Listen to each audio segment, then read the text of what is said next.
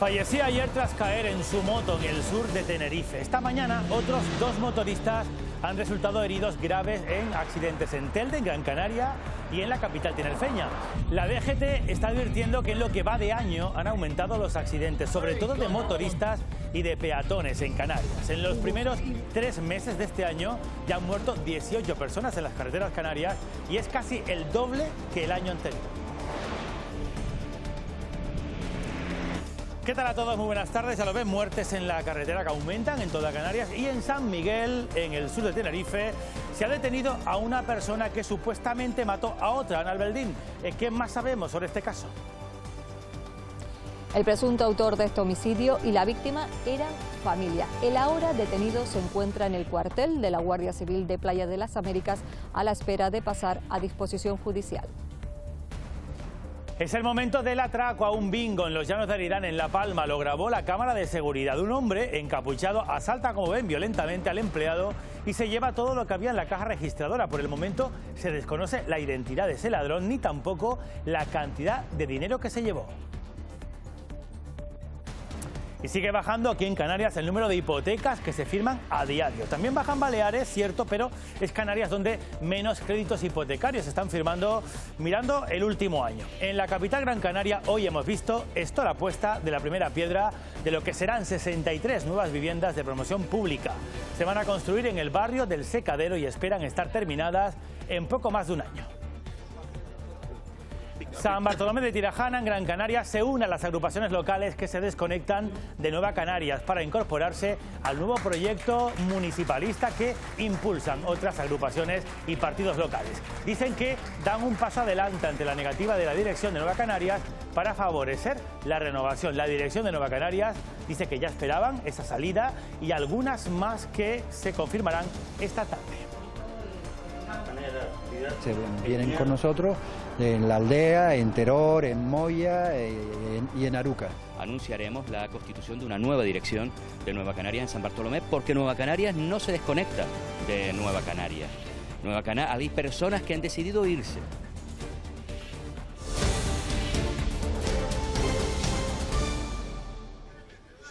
Atónitos se quedaban ayer los vecinos del polígono Padre Ancheta en La Laguna, en Tenerife, al observar esta reyerta con cuchillos, con machetes, incluso tapas de alcantarillas. Los 2 hombres, conocidos en la zona por controlar un parking de manera ilegal, escaparon antes de que se desplazaran a la zona agentes de la Policía Local y de la Policía Nacional. Según los vecinos, no es la primera vez que se registran altercados en esta zona de La Laguna, pero la mayoría no se atreve a denunciar por temor a represalias. Ay, mi madre. Y en la tarde de ayer, una persona era detenida en San Miguel, en el sur de Tenerife. Está acusada de asesinar a otra persona. Ambos son extranjeros y además, Ana Albeldín, familiares. Tanto la víctima como el presunto autor de este homicidio eran familias. Los hechos ocurrieron en torno a las 7:30 de la tarde de ayer en esta zona conocida como Playa San Blas. Al parecer, el ahora detenido habría apuñalado a la víctima. Hasta este punto se desplazaron agentes de la Policía Judicial de la Guardia Civil que se han hecho cargo de la investigación. El detenido se encuentra ahora mismo en el cuartel de la Benemérita, en la zona de Playa de las Américas, a la espera de pasar a disposición judicial. Y un hombre ha sido condenado a 5 años de cárcel tras reconocer, ahí lo tienen, que intentó acabar con la vida de un taxista en Corralejo, en Fuerteventura. Esto fue en septiembre de 2023. Al ya condenado le pedían inicialmente 9 años de cárcel por un delito de tentativa de homicidio, pero un acuerdo de conformidad reduce esa condena. La sentencia es firme. Bueno, y hay más asuntos, porque una de las hijas de Miguel Gallego, autor confeso de la muerte de María Dolores Illán, declaró que empezó a sospechar de la marcha voluntaria de su madre cuando pudo ver la carta que supuestamente dejó como despedida. Gallego, que aún no ha declarado ante la magistrada, está en prisión por estos hechos. Una de las hijas de la mujer presuntamente asesinada y descuartizada por el exguardia civil Miguel Gallego declaró ante la magistrada que nunca se creyó del todo que su madre se había marchado en 2020 por su propio pie, dejando además una nota manuscrita en la que pedía que no la buscasen. Tanto sospechó que pidió las diligencias policiales.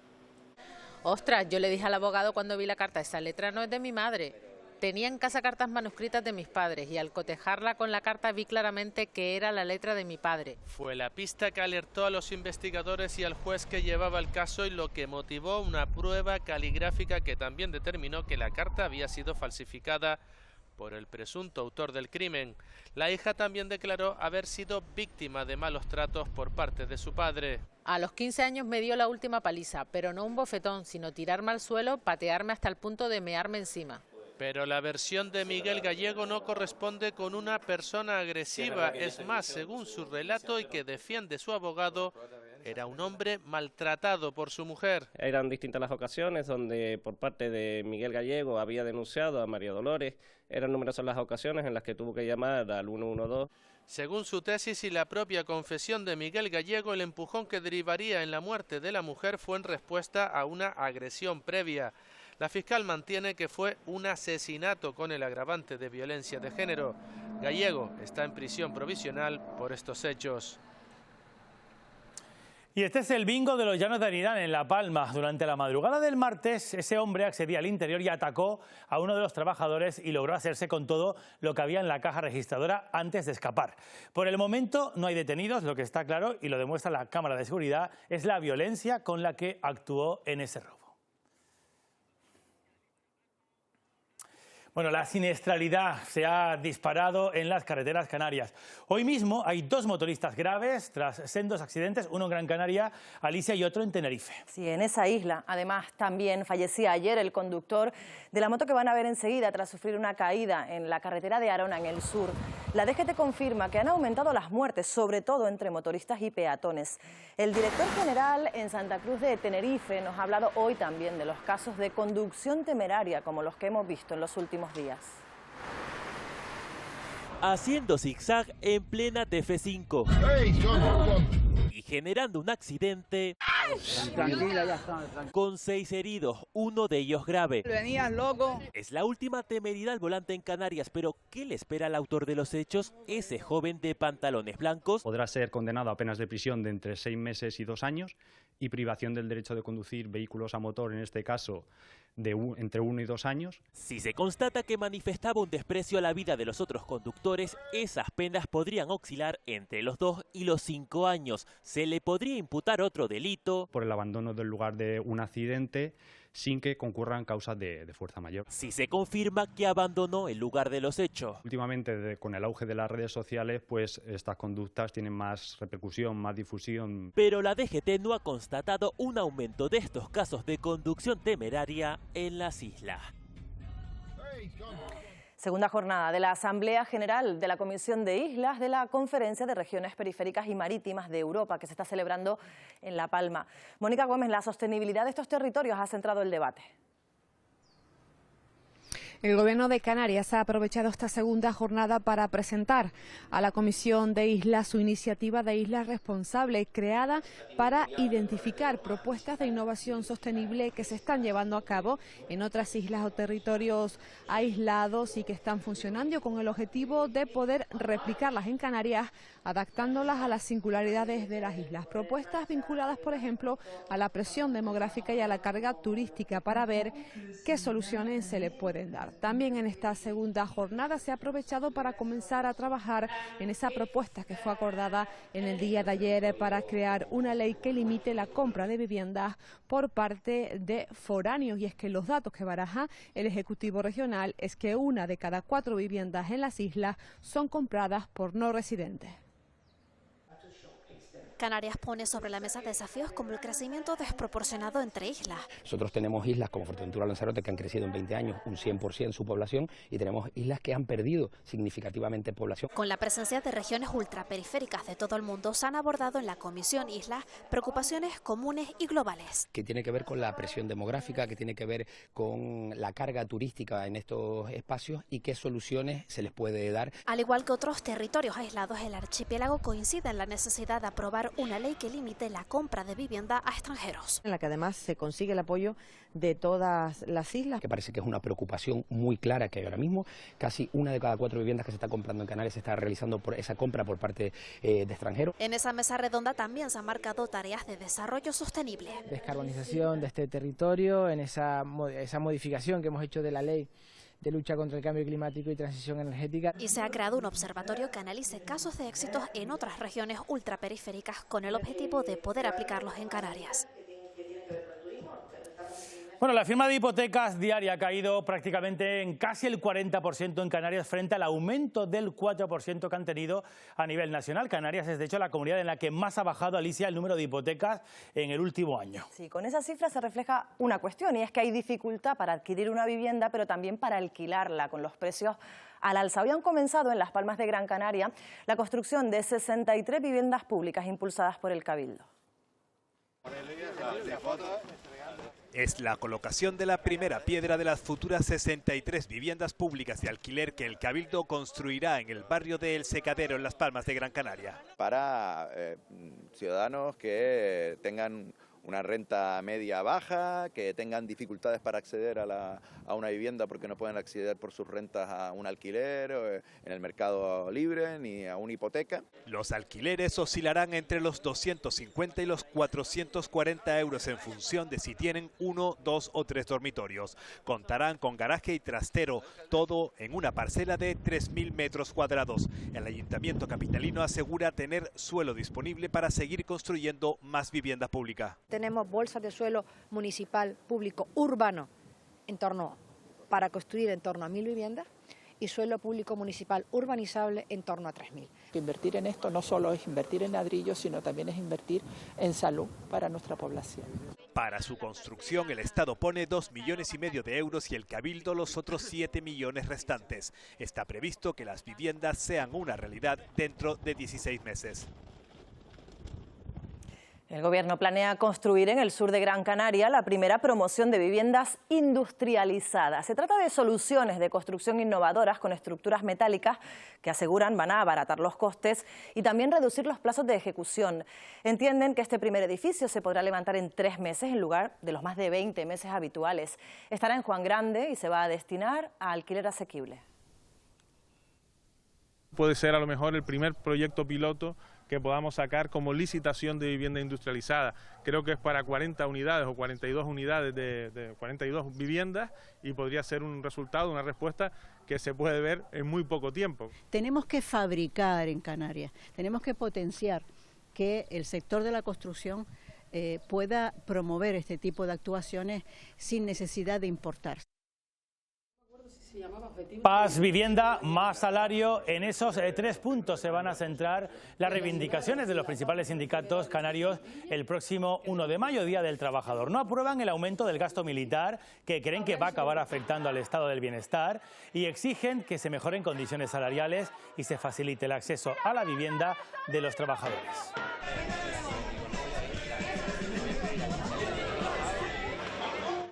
Bueno, 2 días antes de ese 1 de mayo, el Gobierno tiene previsto aprobar en Consejo de Ministros la reducción de la jornada laboral a 37 horas y media, aunque hoy ha tocado también hablar de vivienda, donde Sánchez y Mascareño quiere acelerar la construcción para las próximas décadas.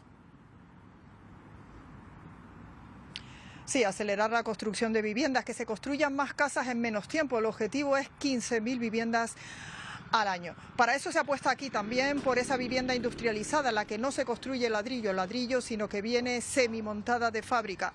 Para apoyar ese sector, el Gobierno ha anunciado hoy una inversión millonaria. Muchísimas gracias, presidente, por su presencia. Es un PERTE, es un proyecto estratégico que va a contar con una inversión pública muy relevante de 1.300 millones de euros en 10 años, a través de distintos instrumentos financieros que tiene el Estado, capaces de movilizar también, y esto es muy relevante, inversión privada.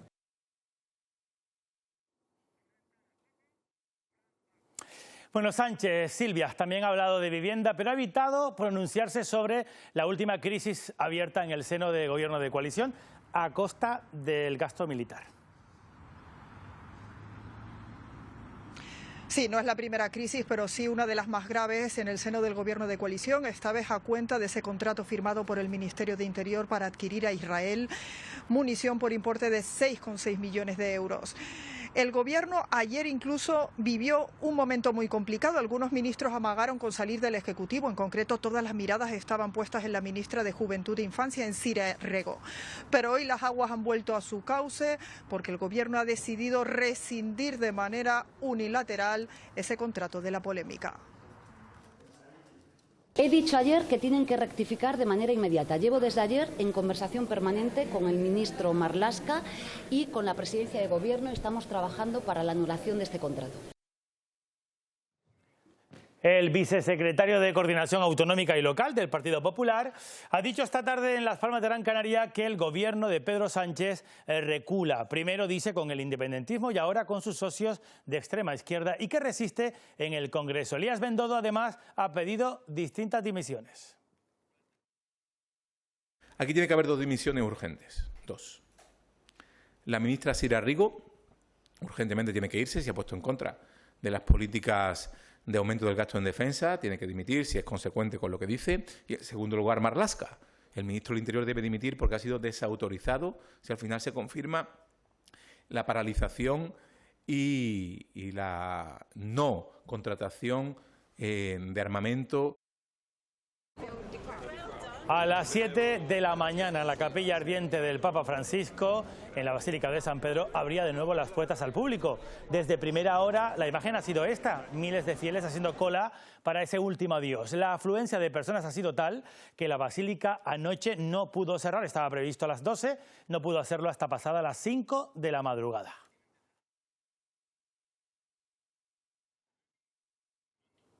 Bueno, pues se estima que más de 60.000 personas ya han pasado por esa capilla ardiente. Hoy también está previsto que cierre en torno a las 12 de la noche, pero Alicia, previsiblemente será más tarde. Sí, volverán a quedarse más tarde y sobre todo teniendo en cuenta que hasta ahora continúan las colas a las puertas del Vaticano, también en el interior, bajo un amplio dispositivo de seguridad.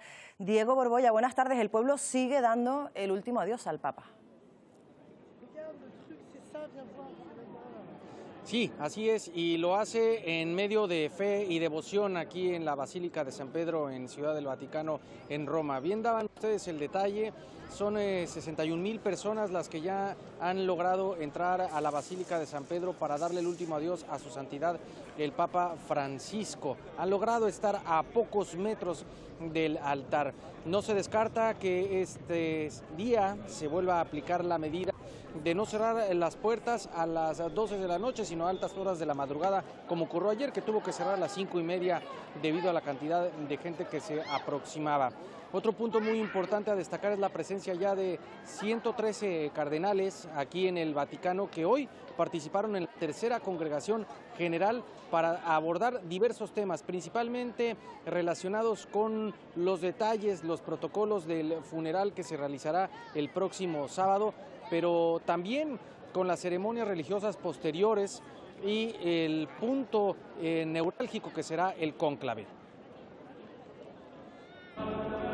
Hasta las 12 de esta noche se mantiene en España el luto oficial por la muerte de Francisco. En nuestro país no hay un marco jurídico específico para decretar el luto. Lo puede establecer el gobierno central, autonómico o local. Solo Canarias fijó 3 días de luto por la muerte de los expresidentes autonómicos Lorenzo Larte y Jerónimo Saavedra. En el caso de la muerte del Papa, lo ha decretado tanto el gobierno estatal como la mayoría de las comunidades autónomas. Comunidades autónomas que no lo hacen, no es obligatorio, pero eso no quiere decir que no todas se unan al luto central. En 2020 se conmemoró el luto oficial más largo de la democracia en España, 10 días en honor a los fallecidos con COVID. Con catástrofes como la Dana en Valencia o el accidente de Spanair se establecieron 3 días de luto nacional. También señal de duelo nacional por el fallecimiento de personalidades como Pérez Rubalcaba, ex vicepresidente del Gobierno de España. Una declaración institucional llena de simbología. Pueden hacer actos institucionales que no conlleven luego una celebración de tipo festival, tipo musical. Apenas afecta en nuestro día a día y lo más visual son las banderas a media asta. De vuelta al archipiélago, en lo que va de año han llegado a nuestras costas cerca de 10.500 migrantes. Es un 30% menos que en el mismo periodo de 2024. La Autoridad de Coordinación frente a la Inmigración en Canarias ha destacado los esfuerzos de los países de origen para desmantelar estas redes de tráfico de personas. Además, el delegado del Gobierno ha insistido en que el próximo lunes en la sectorial de infancia se van a aclarar los criterios de distribución de los menores entre todas las comunidades autónomas. Confía Anselmo Pestana en que esos traslados comiencen antes de verano. Ahora hay que establecer el criterio de reparto. Saben que si no se establece por unanimidad en esa conferencia sectorial, funciona el mecanismo que establece la ley, que es un mecanismo que no se saca de la chistera, sino es ya aprobado en su día en el reparto de otros 400 menores. Decenas de personas migrantes se han concentrado en uno de los centros de acogida de Santa Cruz de Tenerife. Denuncian el trato de Cruz Roja, que son quienes gestionan este centro. Aseguran que la comida que les dan suele estar en mal estado y que han separado a menores de edad de sus madres. Desde Cruz Roja, aseguran, prestan la atención adecuada. Yo lo veo como un poco triste, afectado, decepcionado. Igual que yo cuando llegué al principio, dicen que no le tratan mal, le amenazan. Si piden algo, le dicen no y van a llamar a la policía. Visita oficial hoy de la consejera de Bienestar Social del Gobierno canario, Candelaria Delgado, al municipio de Gáldar, en Gran Canaria. Allí se ha visto con el alcalde, con Teodoro Sosa, con el que ha cerrado un acuerdo para que los vecinos de Gáldar y de otros municipios del noroeste puedan realizar en esa ciudad los trámites para acceder a las ayudas a la discapacidad de una manera más ágil y rápida. Además, logramos con esto establecer más equipos, con lo cual conseguimos el doble objetivo, que es bajar las listas de espera en las resoluciones del grado de discapacidad. Van a poder los ciudadanos del norte no tener que desplazarse a Las Palmas de Gran Canaria a luchar, a presentar la documentación y a pasar por los exámenes previos, preceptivos, pues de los equipos médicos. La consejera de Turismo ha advertido hoy en el Parlamento, lo ha hecho, del riesgo que para Canarias suponen destinos competidores, como por ejemplo Marruecos. Sí, están tan cerca de Europa como nosotros, pero más baratos. El archipiélago, dijo, no puede competir bajando los precios. En opinión de Jessica de León, las protestas que están teniendo lugar en las islas pueden perjudicar los resultados del sector. Ya se ha detectado, por ejemplo, que los ciclos formativos, dicen, cuenta con un 25% menos de alumnado matriculado. Si generamos un producto de valor en Canarias, podremos competir en valor con otros destinos. Si Canarias se duerme, tendremos que volver a competir en precio. Pero sí que es verdad que tenemos que estar alerta cada día en las señales y qué impacto está provocando ciertos anuncios, movimientos, protestas que se están sucediendo en Canarias. La tasa de absentismo laboral en Canarias se sitúa ya en un 8,4%, muy por encima de la media nacional, lo que se traduce en cerca de 79.000 ausencias diarias al trabajo. De hecho, son unas cifras que preocupan al tejido empresarial y productivo del archipiélago. Y precisamente hoy la Radio Canaria ha celebrado un encuentro, Mari Martín, para abordar este reto. El primer foro de la Radio Canaria para abordar las causas y el impacto del absentismo laboral en el archipiélago, pero sobre todo para plantear soluciones de cara a uno de los retos más complejos para el tejido productivo de nuestras islas. A lo largo de la jornada se han reunido en este encuentro profesionales de distintos sectores para generar diálogo y propuestas para combatir el absentismo laboral. 79.000 personas en el archipiélago faltan a diario a su puesto de trabajo. Son las cifras que se extraen del último estudio de la Patronal de Empresarios de Canarias. En solo 5 años se ha incrementado un 100% el coste del absentismo, en donde prácticamente 90.000 personas no pueden o no quieren acudir a su puesto de trabajo. En 2023 esta situación supuso la pérdida de casi 132 millones de horas laborales y un coste estimado de 2.190 millones de euros. Por eso este foro busca abordar las causas, pero también encontrar soluciones. Primero, para conseguir que esos profesionales pues recuperen su salud, y segundo, para que las empresas del archipiélago sigan siendo productivas y nuestra economía vaya bien. Aquellos temas que importan, que interesan a los canarios y a las canarias, ahí donde tenemos que estar. Yo creo que es un tema que, más allá de una perspectiva puramente económica, empresarial o laboral. Yo creo que es un tema que nos toca también personalmente. El reto en este encuentro y de cara al futuro es reducir la tasa de absentismo. Con solo un punto porcentual menos se liberarían 270 millones de euros cada año en la economía canaria. El 63% de las mujeres que trabajan en el sector audiovisual en España declara haber sufrido algún tipo de violencia sexual, según un informe de la Asociación de Mujeres Cineastas y de Medios Audiovisuales.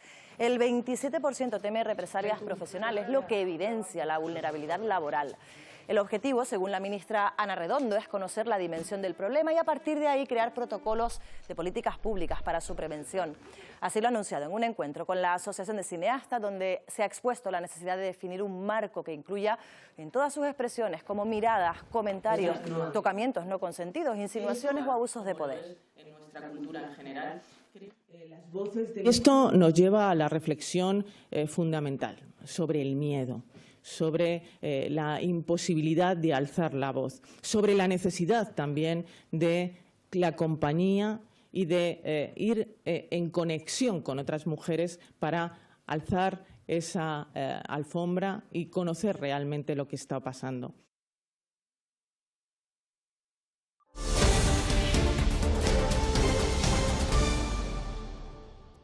Nueva ruptura en Nueva Canarias. Ayer la Asamblea Local de la Formación en el municipio Gran Canario de San Bartolomé de Tirajana, en el sur de la isla, decidía por unanimidad incorporarse al proyecto de los renovadores. Sí, el portavoz del partido, Luis Campos, asegura que se lo esperaba y que el partido continúa. Esta tarde está previsto que se anuncien más bajas.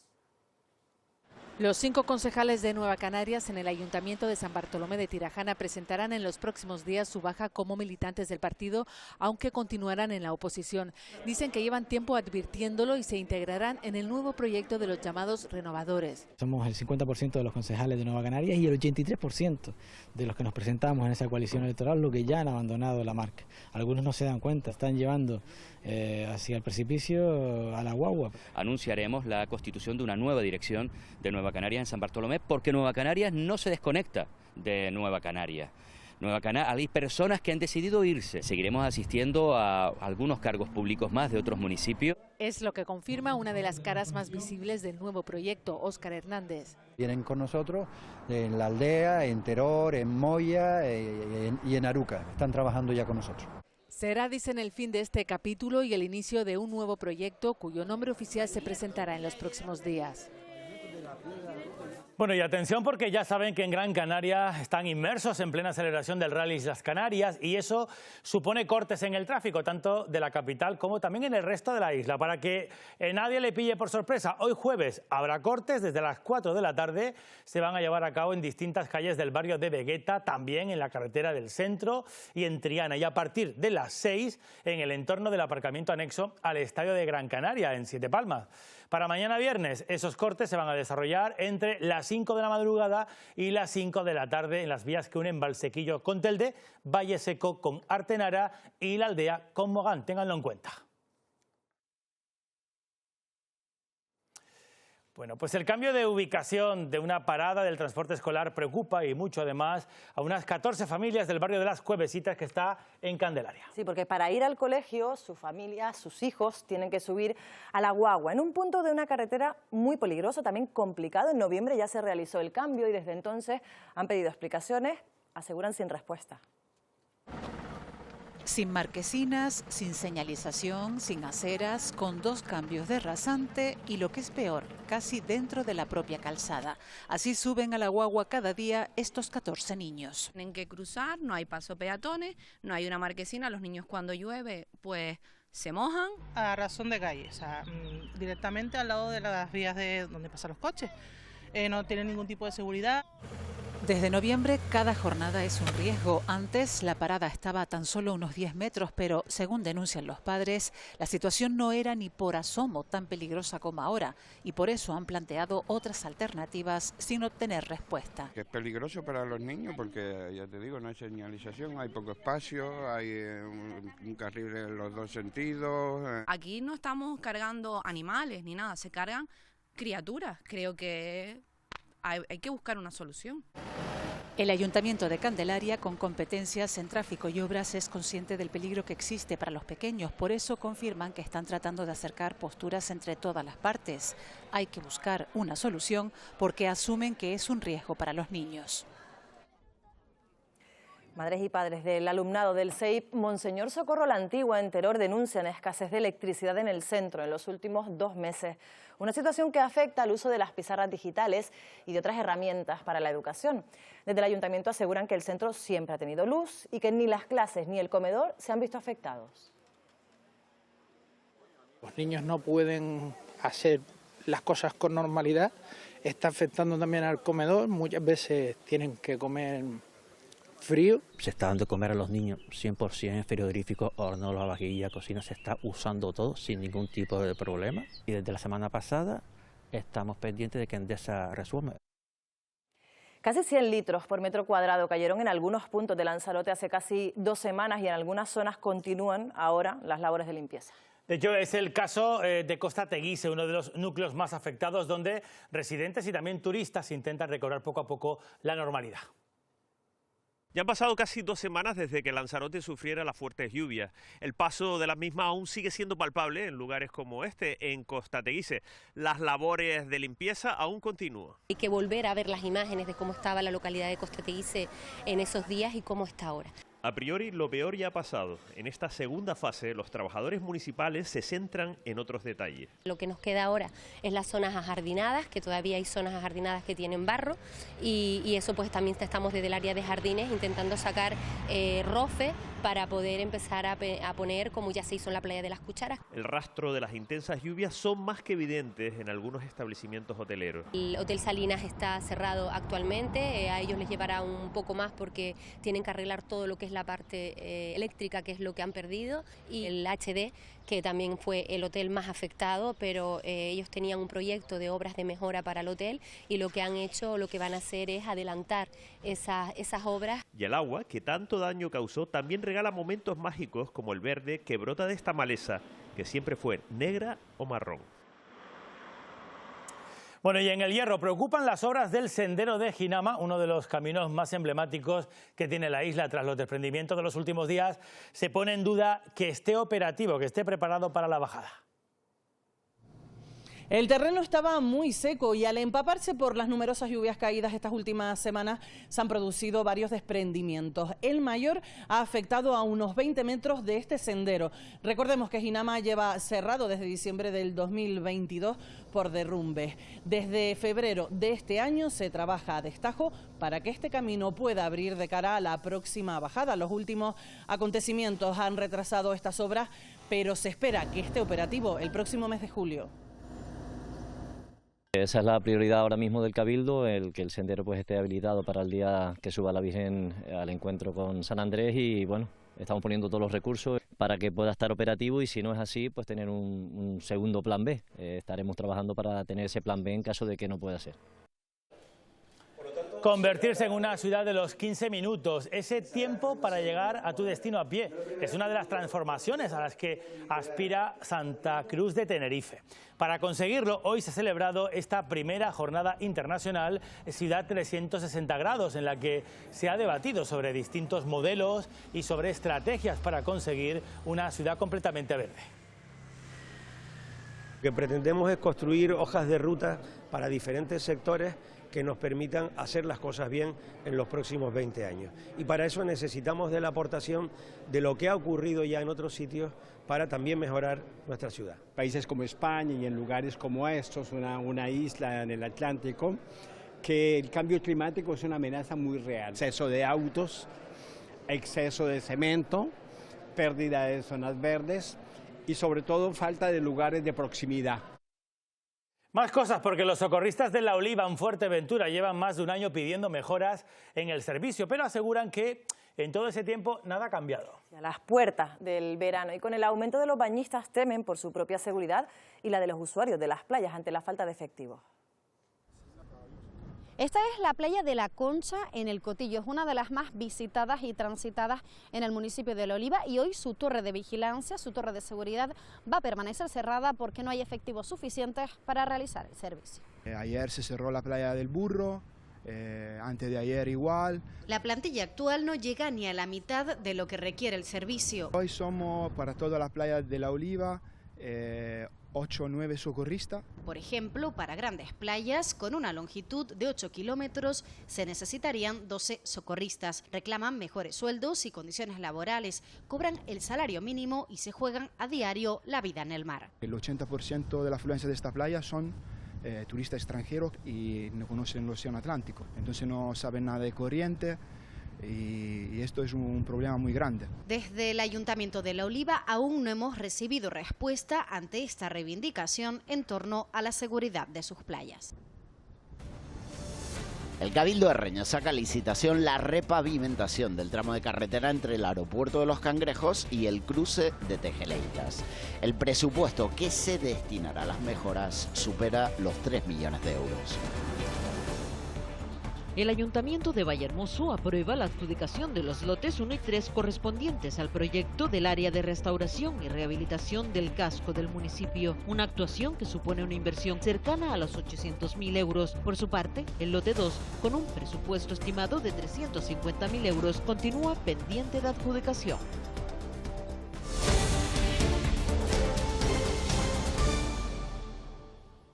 Bueno, queso y guía son casi sinónimos. El municipio Gran Canario está preparando, de hecho, su fiesta del queso. Se celebra desde 1977, hace mucho tiempo, y está reconocida como fiesta de interés turístico regional, Alicia. Durante los 2 próximos fines de semana se van a poder degustar diferentes platos, también postres, elaborados por alumnado del Instituto de Formación Profesional Noroeste. El queso de flor de guía tiene unos matices y unos sabores que no tienen otros quesos, unas texturas que para cocina son importantísimas. Existen 3 tipos de queso de guía: cuajo, de flor y media flor. Tanto sea para postre, tanto sea para segundos platos, para primeros platos. El plato es una hamburguesa de carne de cochino con pan de tuno indio y lleva una salsita de crema de queso de flor y unas hojitas de berro. El segundo plato sería una milhoja de carne mechada con queso de flor de guía, pasta fresca de guantún con carne guisada al estilo tradicional. Tenemos queso de flor de guía, cebolla encurtida con un chorrito de limón y un poco de vinagre. Esto es una tarta de queso flor de guía, pero también le añadimos un poco de queso media flor para rebajar el sabor tan fuerte que tiene el flor de guía. Y para emplatarla tenemos aquí fresas de la tierra con un poquito de vinagre y azúcar. Son 3 ejemplos de lo que estos alumnos están preparando para la fiesta del queso. Estarán en la Casa de Guía, en el casco histórico. El domingo es la popular romería de Tegueste y en este cole del municipio hoy disfrutan de su propio recorrido, ataviados como es debido entre bailes tradicionales y mucha música de parranda. Es la romería de mi cole. Muchas veces hace mucho calor, pero no importa. Porque se lo pasan bien. No hacemos fichas, comemos comida compartida, hacemos una caminata. Pero también aprenden sobre las actividades más tradicionales de las islas, como la cerámica heredada de los aborígenes. Benito es el que está haciendo la cerámica, ahí están mis compañeros aprendiendo y me lo estoy pasando súper bien. Y sobre instrumentos o calado. Yo les hablé de los inventos canarios, los bucios, los carianos, los zurrones. Me parece maravilloso que los peques vean esta artesanía tradicional que está en peligro de desaparecer. Un día en el que los niños y niñas se acercan a la cultura canaria de la mejor forma, disfrutando. Antonia San Juan es la protagonista del espectáculo Échale la culpa a Pandora, que se estrena esta noche en el Teatro Pérez Galdós de Las Palmas de Gran Canaria. La obra entrelaza el pasado y el presente a través de los mitos griegos, dando voz a mujeres olvidadas por la historia. El montaje se compone de monólogos con una gran dosis de ironía y música en directo. Si no llegase por la maldición, tienen comedia. Y tienes que hacerlo llegar al público porque tiene hay mucha información, los dioses son hermanos, padres, toda una promiscuidad. Tengo los nervios propios de un estreno. Y Agulo, en La Gomera, va a saltar esta noche el fuego de San Marcos. La localidad celebra las hogueras en honor a su patrón. Es una tradición esta en la que cada vez participan más mujeres. También niños y niñas que llevan toda la semana entrenando para la ocasión. Esto ocurrirá esta noche, pero ya esta mañana... ¡Fuego! Y aquí en el patio del Colegio de Agulo, en la asignatura de Educación Física, llevan los niños, las niñas, toda la semana entrenando para prepararse para saltar las hogueras esta noche. Tanausu y Kimberly llevan saltando desde los 5 años y desde la experiencia dan estos consejos. Llevar una braga para la cabeza. Puedes saltarlas muy fuerte. También el alumnado del Colegio de Agulo acaba de publicar un libro sobre esta tradición. Una investigación que han hecho de fuentes primarias, a sus abuelos, a sus vecinos y vecinas de aquí de Agulo. Saltadores de todas las edades y saltadoras. Cada vez hay más mujeres saltando. Una ofrenda en la que nosotros pues ponemos todas nuestras intenciones a San Marcos. La misa es a las 9, a partir de allí se hace la procesión, sacamos al santo, chácaras y tambores y se encienden las hogueras. Hogueras con forma octogonal de madera de sabina, su origen sigue siendo un misterio, pero con ellas Agulo demostrará un año más que tiene una de las tradiciones más espectaculares de toda La Gomera. Bueno, los deportes estos días tiene sonido de rugir de motores, primeras además emociones fuertes del Rally Islas Canarias. Y también hubo emociones ayer en San Mamés, pero en este caso, Armando, con derrota de la Unión Deportiva Las Palmas. Eso es, como en todo lo que va de año, en la Unión Deportiva Las Palmas dejó para el final pues lo mejor que tenía, demasiado tarde, y ya no dio tiempo de remontar el partido ni siquiera para sacar un punto. Valió el gol de Iñaki Williams al comienzo del encuentro. Vuelven los amarillos a zona de descenso. En baloncesto ya conocemos dónde será la sede de la Final Four de la Basketball Champions League, que jugará en la Laguna Tenerife. La próxima semana será en Atenas, en Grecia. Antes de eso, todavía este fin de semana jugará en Liga frente al Coruña. Y el motor, por supuesto, ya mañana empieza el Rally Islas Canarias. Hoy hemos visto a los pilotos ya pisar el acelerador en el shakedown, en el tramo de calificación, y además lo hemos visto en dos perspectivas. Por supuesto, a pie de carretera, con los coches pasando, y también a vista de pájaro, en un helicóptero en el que se ha subido, un helicóptero de la Guardia Civil, en el que se ha subido Natalia Cuella para ofrecernos imágenes como esta de los pilotos. Qué ganas de ver todo el rally el fin de semana con la retransmisión especial de esta casa. Sí, y han cogido tiempo verdito, que tienen la isla toda como un vergel. Gracias, Armando. Enseguida vemos toda la crónica deportiva. Antes un apunte más, porque Dancing Gods, Dioses Bailarines, es el título de la nueva canción de Naughty Gold. Sí, el artista gran canario mezcla su particularísima voz con el jazz, con el soul y con los ritmos latinos para generar un sonido muy personal.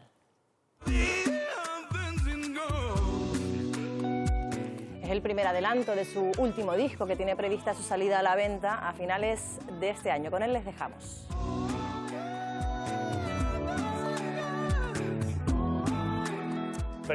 Previsión del tiempo, luego la crónica deportiva y lo dejamos aquí. Sí, ya saben que pueden seguir informados en los boletines de la Radio Canaria, en nuestra web, y esta noche a partir de las 8:30 en el Telenoticias 2. Hasta mañana, tengan muy buena tarde.